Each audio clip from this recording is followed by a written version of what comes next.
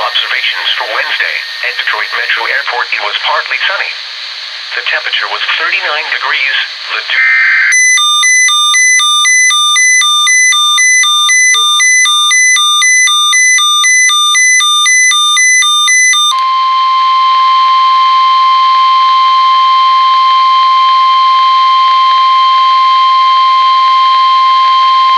This is the National Weather Service Forecast Office in White Lake, Michigan.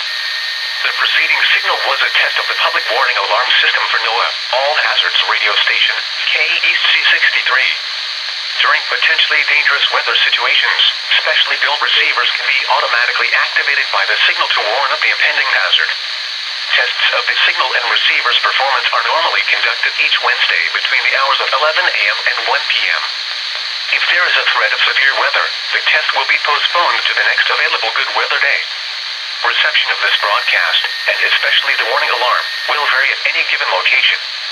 This variability, normally noticeable at greater distances from the transmitter, can occur even though you are using a good quality receiver in good working order. To provide the most consistent and dependable warning service possible, the warning alarm will be activated for watches and warnings affecting only the following southeast lower Michigan counties: Livingston, Oakland, Macomb, Washtenaw, Wayne, Lenawee, Monroe, and St. Clair. This concludes the test of NOAA weather radio station KEAS-C63. We now return to the normal broadcast.